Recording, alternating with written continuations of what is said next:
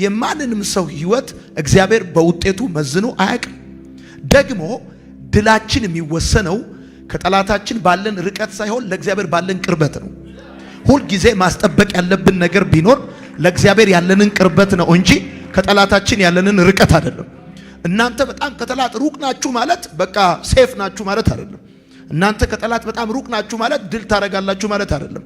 ድላችን፣ ስኬታችን፣ በረከታችን፣ አሸናፊነታችን ያለው ሞር ወደ እግዚአብሔር በተጠጋንበት ልክ፣ ወደ ደረቱ በቀረብንበት ልክ፣ በቃሉ በተሞላንበት ልክ፣ በመንፈሱ ቁጥጥር ስር በገባንበት ልክ ነው እንጂ በእኛ ፍጥነት ልክም አይደለም፣ እውቀት ልክም አይደለም፣ ጉልበት ልክም አይደለም።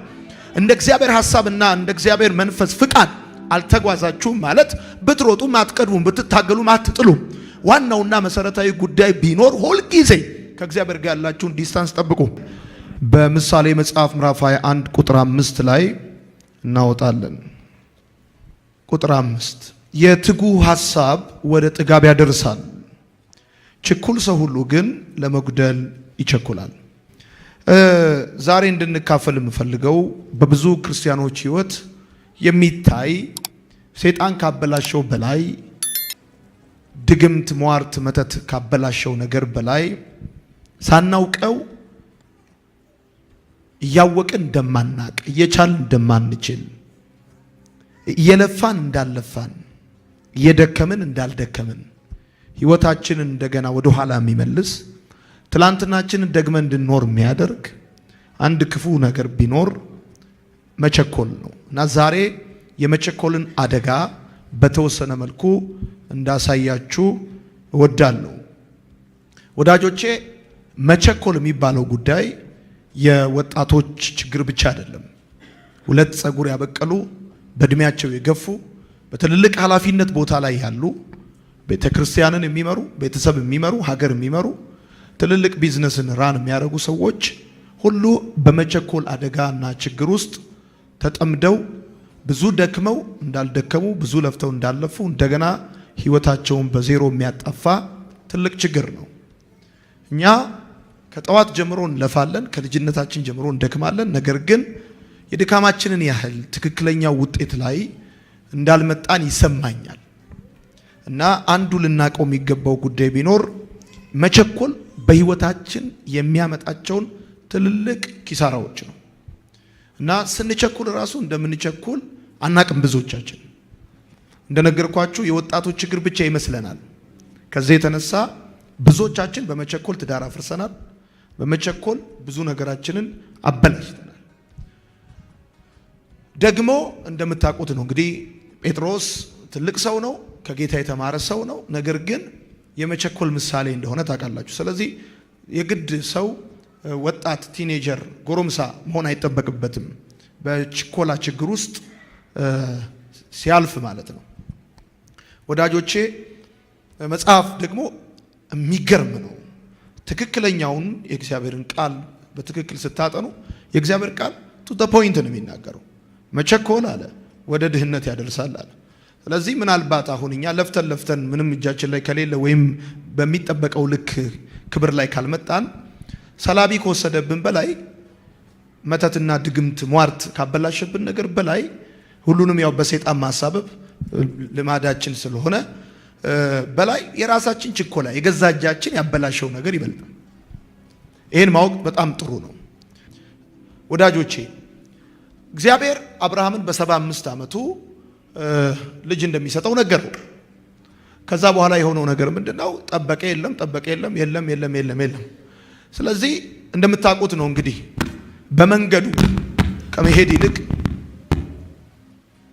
በመንገዱ ከመሄድ ይልቅ በአቋራጭ ሄዶ እስማኤልን አመጣ።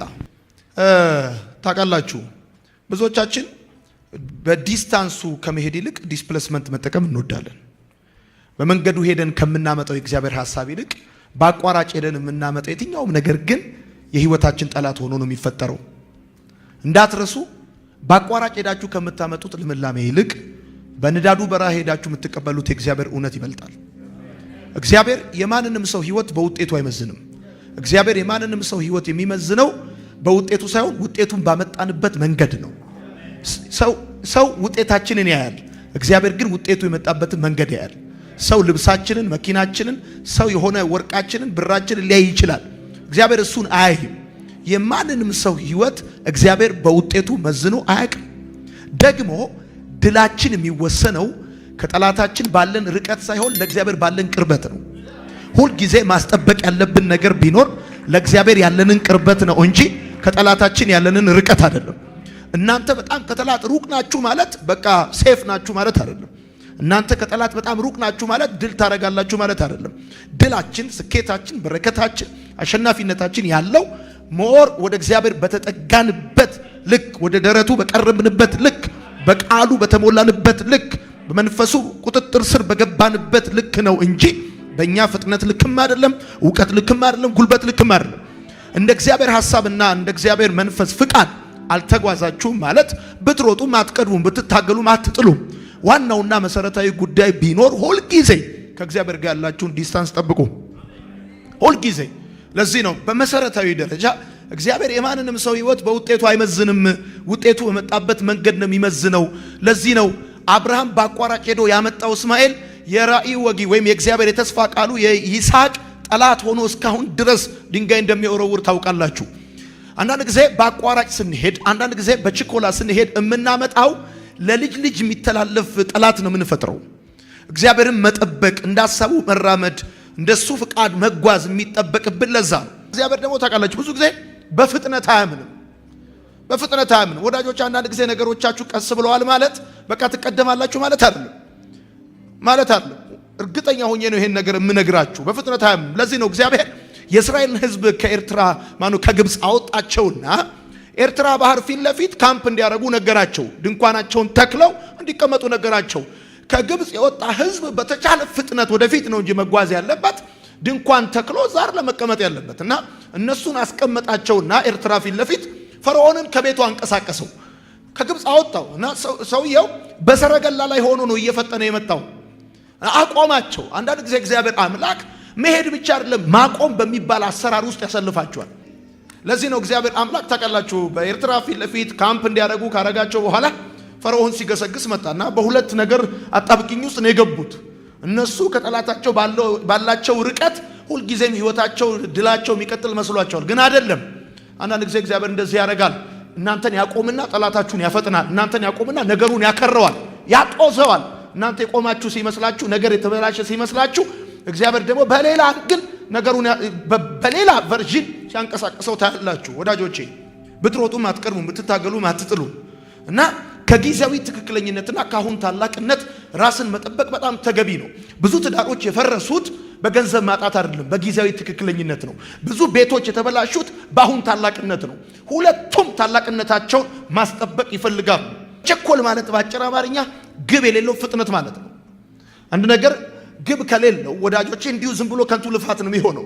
ግብ የሌለው ፍጥነት፣ ግብ የሌለው ሩጫ፣ ግብ የሌለው ሐሳብ፣ ግብ የሌለው ፍቅር፣ ግብ የሌለው ነገር በጠቅላላ መቸኮል ይባላል። ግብ የሌለው ፍጥነት ማለት ነው። እንደው ዝም ብላችሁ በ200 ወይም በ180 ወይም በ100 ስፒድ ብትሄዱ የምትደርሱበትን ነገር ካላወቃችሁት እንዲሁ ከንቱ ድካም ነው የሚሆነው። ከንቱ ድካም ነው የሚሆነው። የአገሬ ልጆች ወዳጆቼ መቸኮል የሚባለው ነገር ይገርማችኋል። መቸኮል መሰላችሁ ዋናው የመቸኮል ምክንያቱ ወኔ። እኛ ኢትዮጵያኖች ደግሞ እስራኤሎች ደግሞ እንደምታውቁት ነው። ወኔ ላይ ማንም አይችለንም፣ አፍንጫችን ላይ ነው በቃ። እና ወኔ በቃ በጣም በወኔ ነው። ትዳሩ ስንገባ በወኔ ነው፣ ስናቆም በወኔ ነው፣ ስንጀምር በወኔ ነው፣ ስንቀጥል በወኔ ነው፣ በወኔ ነው። እና የመቸኮል አንዱ ውስጡ ያለው ጉዳይ ምንድነው? ወኔ ነው። የዚህ ነገር መጨረሻው ደግሞ ወይኔ ነው። በወኔ የጀመርከው ጉዳይ የሚጠናቀቀው ወይኔ በለ። ወይኔ እንዲህ ባላረኩ፣ ወይኔ ከእንትና ጋር እንዲህ ባልጀመርኩ፣ ወይኔ ምናምን እንድትል ነው የሚሆነው። ወዳጆቼ ብዙ ጎበዞችን የጣለ ወጥመድ ነው መቸኮል። እንደምታውቁት ነው ደግሞ ወኔ ነው ውስጡ ያለው ትልቁ የድራይቪንግ ፎርሱ ወኔ ነው። እግዚአብሔር ደግሞ ታውቃላችሁ ጸጥ ይላችኋል፣ ይቆያል፣ ነገሩን ያቆየዋል። ለምሳላችሁ እግዚአብሔር አንድ ነገር ተናግሮ ጸጥ የሚለው ይኸውላችሁ የሰበሰባችሁትን ሸሚዝ ወደ ቦታው እስክትመልሱ ድረስ እግዚአብሔር ዝም ይላል። ምን ማለት ነው? በአጭር አማርኛ ሙሴ በፈርዖን ቤት ሲያድግና ትልቅ ሲሆን ወጥቶ ሲያይ ሁለት ሰዎች ሲጣሉ አይ እና ሸሚዙን ሰብስቦ መታው። ረጅም ዓመት እዛ በግ ጥበቃ ውስጥ የከተተው የሰበሰበውን ሸሚዝ ወደ ቦታው እስኪመልሰው። ትዳር ውስጥ ሸሚዝ ሰብስባችሁ የገባችሁ ሰዎች፣ በብዙ ጉዳይ ሸሚዝ የሰበሰባችሁ ሰዎች፣ የትኛውንም ጉዳይ በወኔ አፕሮች ለማድረግ የምትፈልጉ ሰዎች እግዚአብሔር ዝም ይላል። ለምን? የሰበሰባችሁትን ሸሚዝ እንደ ስፓርታከስ እንደ ቫንዳፍ የሚያደርጋችሁ ሰዎች እስክትመልሱ ድረስ ጸጥ ይላል እግዚአብሔር። ጸጥ ይላል እግዚአብሔር። የሚቸኩል ሰው ህይወቱ የክለሳ ነው። ትላንትናችሁን መድገም የማትፈልጉ ከሆነ አትቸኩሉ። አሳድራችሁት ጉዳዩን። ምን ነው የጾም አረኩባችሁ? ኢምፖርታንት ነገር ነው እየነገርኳችሁ ያለሁት። አሳድራችሁ ይዩት ጉዳዩን። ኦኬ። መቸኮል ብዙ መሰረቶች አሉት፣ አንድ ግን ፍጻሜ የለውም። መቸኮል የሚቸኩል ሰው መጀመር ይችላል፣ መጨረስ ግን አይችልም። መጨረስ ግን አይችልም። ወዳጆቼ ከጠላታችን በላይ ጎዳን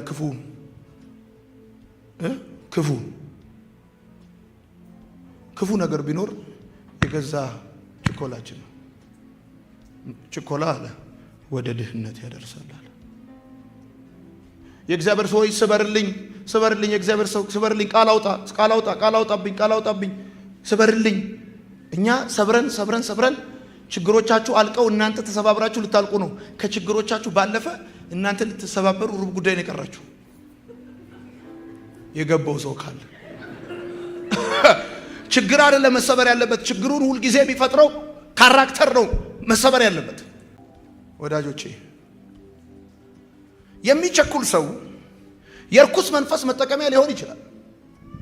መቸኮል የአጋንንት መግቢያ በር ነው። ወደ ብዙ ሰዎች ቤት አጋንንት የገባው መቸኮል በሚባል በር ነው።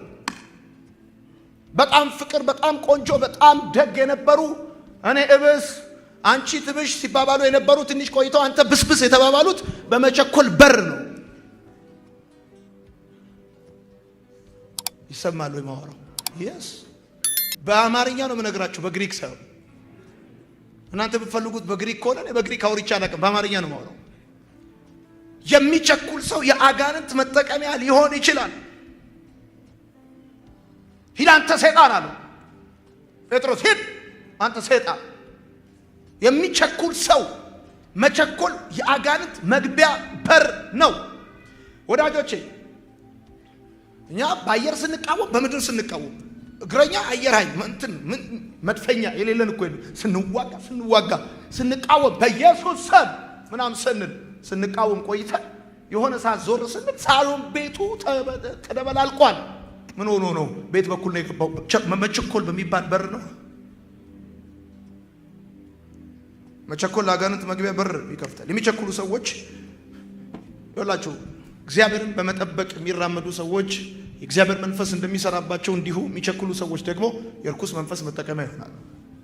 መቸኮል ያለ ትርፍ መነገድ ነው ወዳጆቼ፣ ያለ ትርፍ መነገድ ነው መቸኮል። ደግሞ እኛ ክርስቲያኖች በጣም የተማርንና ብዙ የሰለጠንን ብዙ ጥቅሶችን ስለምናቅ እንደምታውቁት እና ለችኮላችን የዳቦ ስም አለ፣ ትጋት እንለዋለን። እኛ ኖ እኮ እየተጋው ነው፣ ቤተሰቦቼን፣ ሀገሬን፣ ታሪኬን ለመቀየር በጣም እየተጋው ነው። መቸኮል ትጋት አይደለም። ልክ ስንፍና ትዕግስት እንዳልሆነ ብዙዎቻችን ለስንፍናችን ስም አለን፣ ትዕግስት እንለዋለን። ለችኮላችን ስም አለን፣ ትጋት እንለዋለን። ስንፍና ትዕግስት እንዳልሆነ ሁሉ ችኮላም ትጋት አይደለም። ትጋት ለራስ ጥቅም፣ ለራስ ክብር፣ ለቤተሰብ ጥቅም አለው። ለራስ ጥቅም ክብር አለው፣ ለሰዎች ጥቅም አለው ትጋት። ችኮላ ግን ለራስ ጥቅምም የለውም፣ ለሰውም ክብር የለውም። ከኔ ጋር ናችሁ? ምን ነው ደበራችሁ እንዴ? ኢምፖርታንት ነገር ነው እየነገርኳችሁ ያለሁት። ትጠቀሙበታላችሁ። አሚን ነው። ትጠቀሙበታላችሁ። የለውም ወዳጆቼ። የሚቸኩሉ ሰዎች አምላካቸውን በጣዖት እውነትን በሐሰት ወንጌልን በክህደት ይለውጣሉ። የሚቸኩሉ ሰዎች መጨረሻ ላይ ብዙ ነገር ነው የሚያደርጉት። ይገርማቸዋል። የሚቸኩሉ ሰዎች ባህሪ ያላችሁ ታውቃላችሁ። ራሳቸውን ብቻ ነው የሚያዳምጡት። ማንም አይሰሙ። መስሚያቸው ኮብልስቶን ነው። ፓስተሩን አይሰማም፣ ሚስቱን አይሰማም፣ ቤተሰቡን አይሰማም። ራሱን ብቻ ነው የሚሰማው። እኔ አንድ እውነት ልንገራችሁ። በመጀመሪያ እግዚአብሔርን ስሙ፣ ከዛ ፓስተርን ስማ፣ ከዛ ሚስትን ስማ፣ ከዛ ማንም እንዳሰማ። ምን ነው? በመጀመሪያ እግዚአብሔርን ስማ፣ ከዛ መጋቢን ስማ፣ ከዛስ ሚስትህን ስማ፣ ከዛ ማንንም እንዳሰማ። ሚስቱን የሚሰማ ሰው ትልቅ ደረጃ ይደርሳል። ባሎች አጠገብ እንደሱ አኩሬት ትንቢት ተናጋሪ ነብይ በአገር ላይ አለ። እንደ ሚስቶቻችን ያለ ኤግዛክት ትንቢት ተናጋሪ። ይመታሃል ካለች አይመታህም፣ ይገነጥልሃል። እግዚአብሔር ምስክሬ፣ ሚስቶቻችን ኤግዛክት ነው የሚያወሩት። ይቅርብ ይሏል። ይቅርብ ነገር ተው ያህልላል። አንተ ደግሞ ስፓርታከስ በቃ የደጃዝማች እንትና ልጅ ማንደፍሮ በቃ እንደዚህ ናት። ለማንኛውም ግን የሚቸኩል ሰው ራሱ ብቻ ነው የሚሰማው፣ ራሱ ብቻ ነው የሚያዳምጠው። ወዳጆቼ እግዚአብሔር አምላክ አንዳንድ ጊዜ አስኪዶ ብቻ ሳይሆን አቁሞም ይሰራል፣ አረጋግቶ ይሰራል፣ አሳድሮ ይሰራል፣ አቆይቶ ይሰራል። ወዳጆች ነገራችሁ ሚሳም የሚሆነው ጊዜውን ሲጠብቅ ነው። ስትቸኩሉበት ነገራችሁ ሚሳም አይሆንም፣ ሚጣፍጥ አይሆንም፣ ሚወደድ አይሆንም። ከቆየ ሚቆይ ወጥ እሳት ላይ ሲቆይ ውሃውን እንደሚጨርስ ነገራችሁ ከቆየ የሆነ ነገሩን እየጨረሰ እየወጣለት ነው። በደንብ ታውቃላችሁ። ባለሙያ ያልሰራው ወጥ ገና እንጀራ ላይ ሲያወጡት ውሃው ከታች ይፈሳል። ሙያ ወፍ እንደዛ አለ እኮ። ዝም ብለህ ወጡን ስታወጣው ውሃው ከታች ሽብሸብ ያሸበሽባል። ባለሙያ የሰራው ወጥ ግን ከታች ከእንጀራው በታች ውሃ የለውም። የሰማኝ ሰው አንደኛ አይደል? yes እውነቴን ነው የምነግራችሁ። የኢትዮጵያ ብሔራዊ ቡድን አሰልጣኝ በአብዛኛው 90 ሜዳውን ሙሉ የሚጮኸው ተረጋጉ ተመለሱ እያለ ነው። የኢትዮጵያ ብሔራዊ ቡድን አሰልጣኝ ተረጋጉ ተመለሱ፣ ተረጋጉ ተመለሱ። የኢትዮጵያ ብሔራዊ ቡድን ተጫዋቾች በጠቅላላ አይረጋጉም፣ አይመለሱም። አንድ ጊዜ ከወጡ ከሜዳቸው እዛ ነው የሚቀሩት። በቃ አሰልጣኙ ነው አረ ተመለሱ ተመለሱ ተመለሱ። 6-0 6-0። እዚህ ያላችሁ እዚያ ዴንቨር ያላችሁ ሰዎች ተረጋጉ ይላችኋል ጌታ። ተመለሱ፣ ተረጋጉ፣ ተመለሱ ወደ ቤት። ኳስ በመሬት ማጠለዝ ብቻ ኳስ አርገ መሬት አረጋግተም ጭምር ነው እንጂ ብዙ የሳትናቸው ነገሮች አጣብቂኝ ውስጥ እንዳይመስላችሁ። እግዚአብሔር ወለል አድርጎ ሰጥቶን ከችኮላችን የተነሳ አገኘን ብለን ስንጠልዘው አጣብቂኝ ውስጥ አልሳትንም፣ አጣብቂኝ ውስጥ አልከሰርንም። አረጋጉት። ግራና ቀኛችሁን ይሁ። ከፓስተራችሁ ጋር ተማከሩ፣ ከመሪዎቻችሁ ጋር ተማከሩ፣ አሳድራችሁ ይዩት። እግዚአብሔርን ስሙ፣ መጋቢዎቻችሁን ስሙ፣ ቤተሰባችሁን ስሙ። ለቤተሰቡ መልካም ያልሆነ ሰው ቤተሰቡን እንደ ችግር የሚቆጥር ሰው መቼም ከችግር አይወጣም። መቼም ከችግር አይወጣም። ቤተሰቡን የማይቀበል ሰው ማንም አይቀበለው። ቤተሰባችሁን ተቀበሉ። ወላጆቻችሁን፣ እናታችሁን፣ አባታችሁን፣ ባላችሁን፣ ሚስታችሁን ተቀበሉ። ከዛ አረጋጉት። በቃ ከዚህ በኋላ ምን ይቀርባችኋል? ምን ብርቅ ድንቅ አለ? ሁሉንም አያችሁት እኮ። አቤት ብለን ነበር እኮ እኛ። ብትበላ ክትፎ ነው፣ ብትነዳ መኪና ነው፣ ብትለብስ ሱፍ ነው፣ ብትሄድ አሜሪካ ነው። ከዚህ ውጭ ምን ታመጣለህ ብለን ነበር። ምንም በቃ የመጨረሻ በላን ብለን ቁርጥ እኮ ነው የምንበላው እኛ ኢትዮጵያኖች። ዛሬ ብለህ በቃ አረጋጉት። ማጠቃለያ በፍሬያማነታችሁና በፍቅራችሁ የቀና ተጽዕኖ ፈጣሪነታችሁ እንዳይጨምር የሚፈልግ ክፉ ተኩላ፣ ክፉ ተኩላ፣ አንዳንድ ያልተገባ ክፉ ሾክ አልፎ አልፎ በመንገዳችሁና በአገልግሎታችሁ ላይ ሊያስቀምጥ እያሰበ እንደሆነ መንፈስ ቅዱስ ነግሮኛል።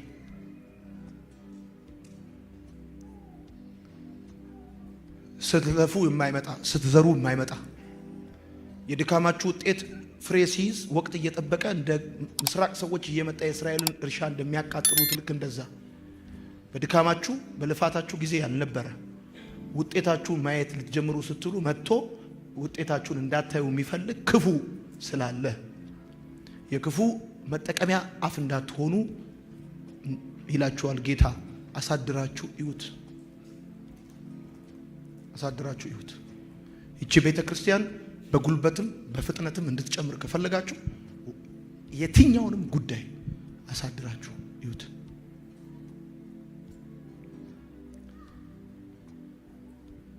ጌታ ነው የሚላችሁ። አሳድራችሁ እዩት። ለጌታ ለአምላካችን ለእግዚአብሔር እናጨበጭባለን።